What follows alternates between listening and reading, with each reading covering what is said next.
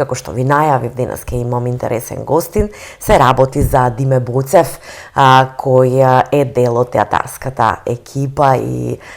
дел од Домот на културата Иван Мазов Климе Кавадарци, со кој ќе поразговараме за глумаштвото и сето она што тој како актер, а и режисер го работи во Кавадарци. Добро утро, Диме, за прв пат во утро. Мене ми е многу драго што се одзва на поканата и што еве ќе поразговараме малку со тебе, затоа што имаме и поводи за да зборуваме и да кажеме што ти све правиш во делот на тоа што во моментов го работиш. Те познаваат кавадарчани, меѓутоа ајде за оние кои ја гледаат КТВ телевизија во Вардарскиот регион да те запознаат одблизу. Колку време се занимаваш, од таму ќе почнеме со глумењево, па се ќе дојдеме до тоа што се случува токму во оваа година. Добар ден и од мене, ви благодарам за поканата во вашето студио да продискутираме, да кажем, околу театарот и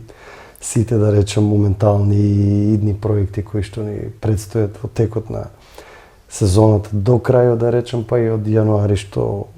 планеви има, да речем, околу нови представи. Јас сум Диме Боцев, значи дел од екипажот театарски во Дом на култура Иван Мазов Климе Кавадарци. Работиме, подготвуваме проекти, претежно се жанровски комедија, со кои што настојуваме покрај, да речем, Кавадарци и околните, да речем, општини да гостуваме, да речем, и во некои фестивали кои што се надвор од државата. Така, имате доста гостување, меѓутоа доста и напорно работите. Твојата љубов за театарот започнува некаде 2007? Па да, 2007 почнуваме малку поактивно и посериозно, да кажем, да се занимаваме со театар, заедно со луѓето кои што сега се и мои колеги, Диме Коцевски, Видан Станоев, Александар Малинков и Саша Орешков и ред други, да кажем, кои што до ден денеска ете функционираме, се трудиме да подготвиме некои нови проекти кои што, пак ќе кажем, претежно се жанровски комедија и се надам дека функционираме окей со оглед на тоа каква е посетеноста и колку, да речем, се бара билет повеќе за да се гледат тие театарски представи. Така е. Особено младите уживаат кога те гледаат и во дел од детски представи, те гледаат и во посериозни, ајде да речем, ама несериозни представи во делот на комедијата и веќе те препознаваат и приватно, јас би рекла, кога ќе те сретнат, доколку нели костимот дозволува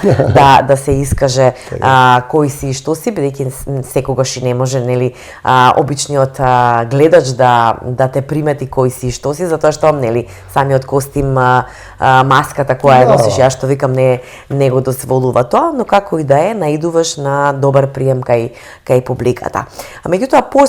освен што се занимаваш, да речеме, со тоа да бидеш дел од таа глумачка екипа која глуми во представите, веќе се пробуваш и во водите на режирањето на представи, дека си на добар пат покажува тоа што еве најскоро, најсвежо е дека во Требиње представата која режираше Жена ми се вика Борис доби награда. Ајде малку околу представата, како беше предизвикот, зошто баш таа представа, што те натера да го направиш тоа сето? Така, значи искрено да ви кажам, до сега сум режирал 2 представи комедии. Првата беше Не сега драга, а втората ова Жена ми се вика Борис. И искрено за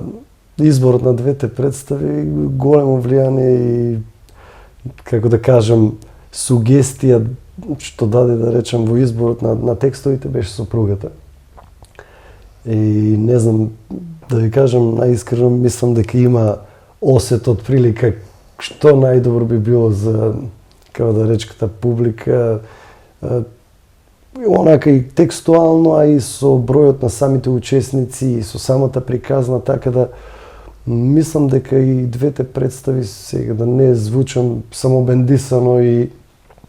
и да се фалам, меѓутоа мислам дека и двете представи има добар одзив, остави еден убав белег, убав трак. Конкретно да кажем со театарската представа Жена ми се вика Борис, успеавме некако периодите да ги поклопиме и да имаме шанса да учествуваме во Требиње на фестивалот кој што се одржува традиционално секоја година, каде што настапуваат, да речем, театри од сите екс-ју републики и стварно самиот фестивал е толку добро организиран во смисол доаѓаат професионални театарски критичари кои што знаат, да кажем, стручно да дадат насоки, критики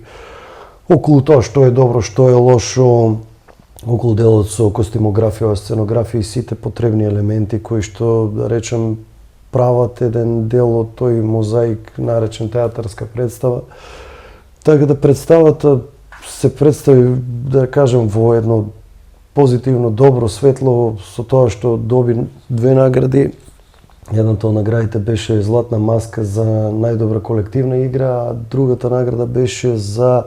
најдобро режиско и глумачко достигнување на Диме Боцев. Така да, убаво искуство, прекрасен тим пред се, поради тоа што јас и претходно на интервјуото кои што ги правевме кај нас во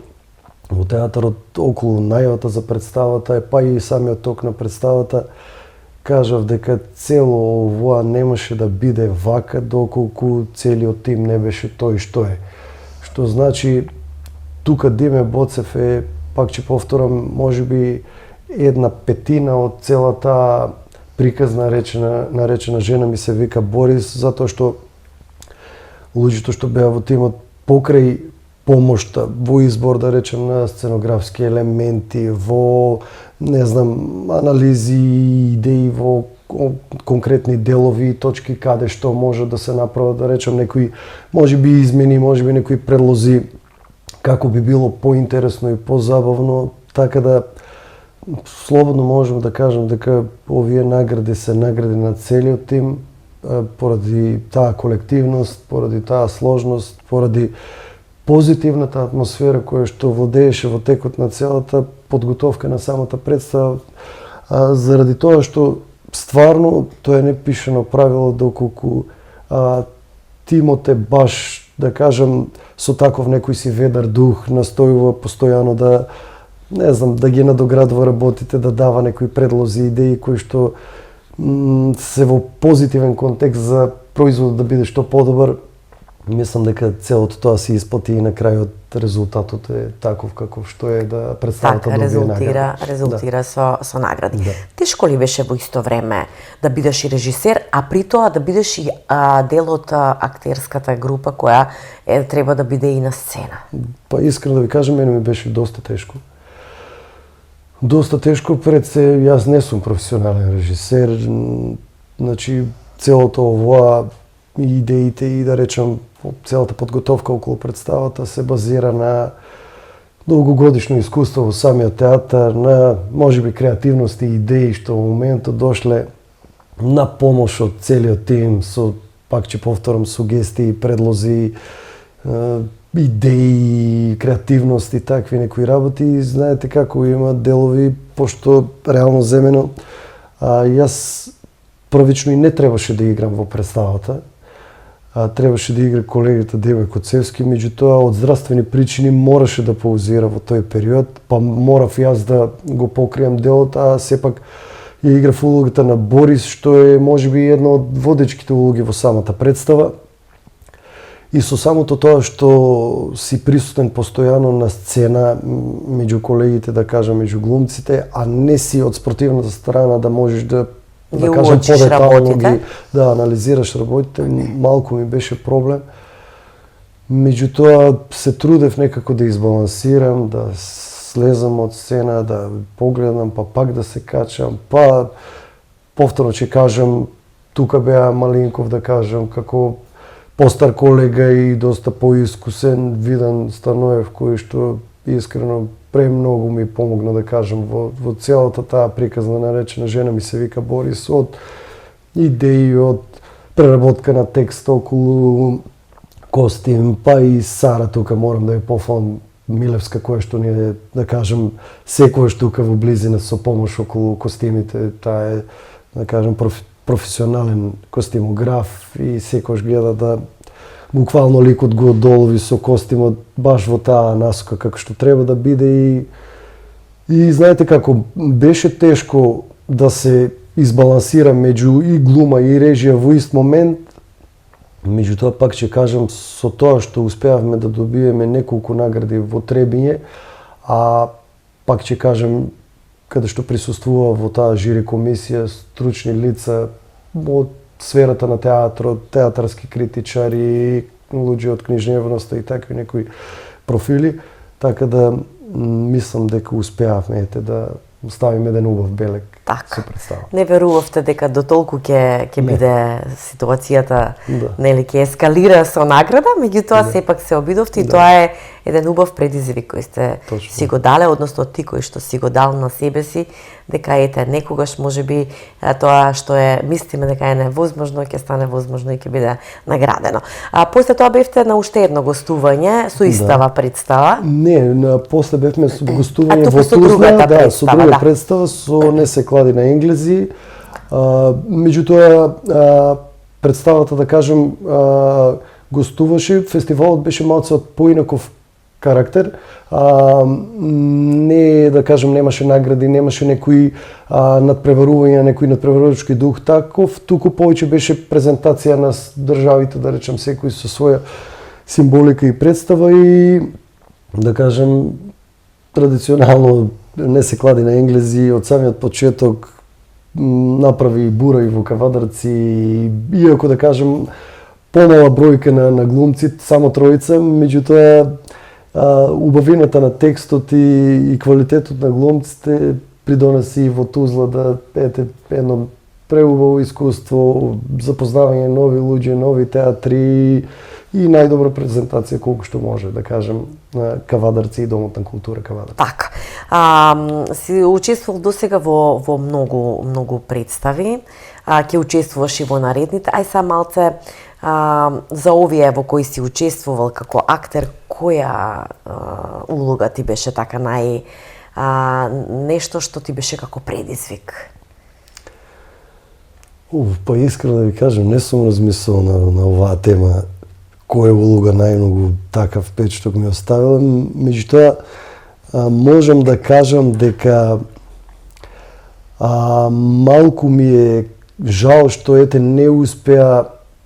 во полно светло да се даде представата. Тоа беше режија на Александар Маленков, а представата се викаше Тетовирани души од Горан Стефановски. И представата беше исто вака голем ансамбл, како што сега моментално, да речем, подготвуваме нешто. Многу интересен текст, многу интересна приказна, меѓутоа поради обемниот ансамбл и ангажманите на луѓето во приватни некои си работи и дејности кои што ги обавуваат, не успеавме да ја изрепрезираме толку пати колку што заслужуваше, а улогата, да кажем, конкретно ликот се викаше Цибра, јас што го играв, тоест Војдан, извинете, Цибра беше колегата Диме. Војдан беше така некој си посебен стил на текст со некоја си посебна приказна која што не знам искрено некое посебно чувство. Дали можеби заради тоа што претежно сме према комедијата насочени, па веќе можеби и самата навика си го прави тоа, а овој текст беше малку поразличен, така да можам да издвојам како малку посебна, да речем, улога, поспецифична, мада што сите улоги, искрено, не знам дали некој би можел да каже оваа улога не ми била драга или секој пат настојаме да уживаме буквално во тоа што, да речем, че ни се даде како улога да створиме и креираме лик во најдобро светло како што треба да биде, така да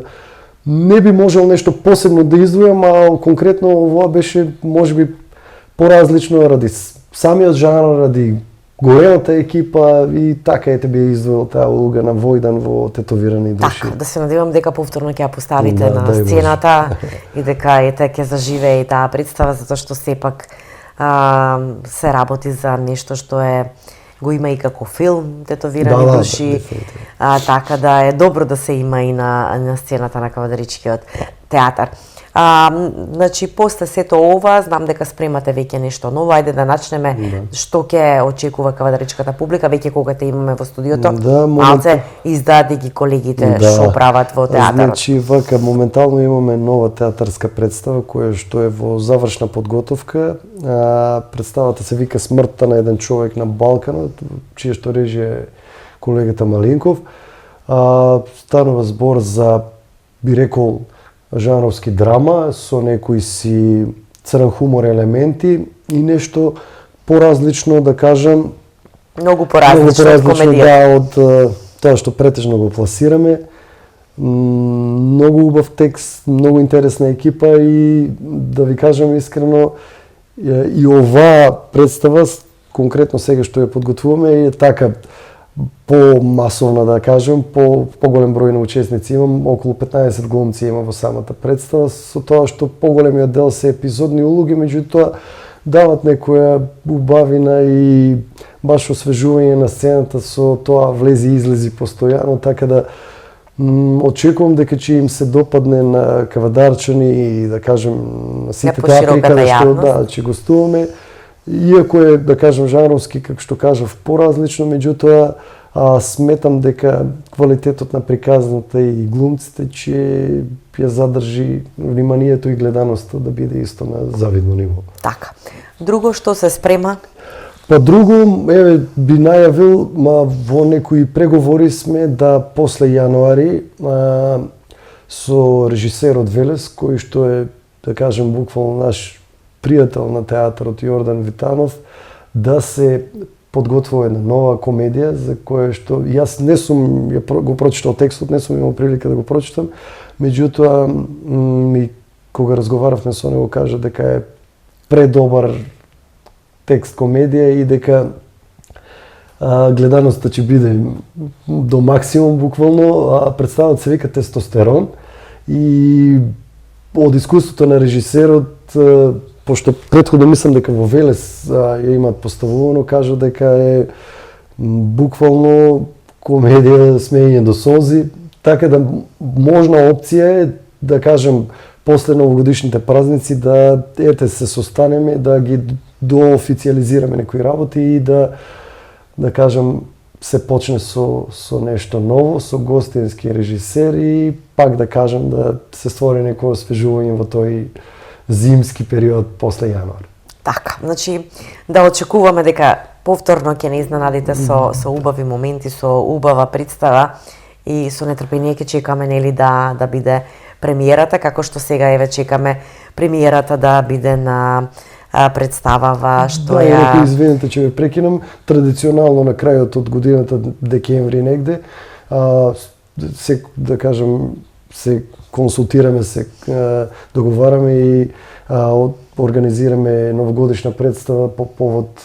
значи, нели, Нова година и предстојните божични празници за училиштата, за дечињата, да кажем, од помала возраст, со Дедо Мраз, со сите тие, да речем, актуелни ликови, снежни кралици. Да, така, тука мислам дека задолжена е Микица, не? Да, по договор е генерално Александар, Микица, значи стварна договор е, меѓутоа поентата е дека не смее да се прескокне тој период, да се остане, да речем, најмалата публика дека... Тоа никако не смеете, затоа што ве очекуваат, веќе се навикнаа на вас и сакаат да ги разградуваат. И да ви кажем искрено, јас кога ќе се вратам назад, кога ние бевме основци, ајде да кажем, второ, трето оделение, имаше таква организација, да кажем, постојано посетувавме некои вакви настани, многогодишни представи, некои представи што тогаш театарот ги подготвуваше како бајки за дечињата и знаете, тоа е добра основа и добра подлога за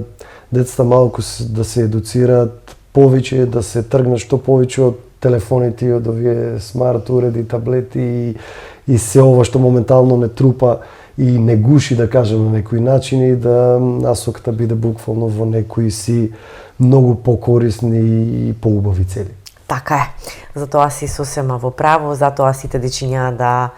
се потрудат што почесто да го посетуваат театарот и да уживаат во сите представи кои се за нивната возраст. Разбира, меѓутоа ете и еден апел до сите кои се љубители на театарот, па дури и оние кои досега не биле, не е лошо да посетат некоја представа. Сигурна сум дека ќе им се допадне, дека од тука ќе тргнат и со нетрпение ќе чекаат да има представа за да може да погледнат нешто поново, нешто поразлично од секојдневието. Јас многу ти благодарам што одвои време, еве, пошто знам дека после 10 имате веќе закажана проба за представата, што одвои време ете да бидеш дел од утро и малце да те запознаат и гледачите подетално, а сепак и да ги информираме за се она што ти го работиш и се она што се случува во делот на театарот во Кавадарци. Ви благодарам за поканата. Се надам дека со секои нови проекти кои што предстојат до крајот на годината и почетокот од нова, че имате прилика да не следите и да сте во тек со случувањата кои што ни предстојат, така да ве поканувам и на представа од вторник па натаму почнуваат репризите со представата за која што зборувавме смртта на еден човек на Балканот. Од јануари со комедија, така да ќе се дружиме и ќе ви информираме и покана до сите кои што се љубители на театарот да дојдат и да уживаат. Така е, поканети сме сите, така да еве ни прилика, да се дружиме, да уживаме во нешто добро и квалитетно.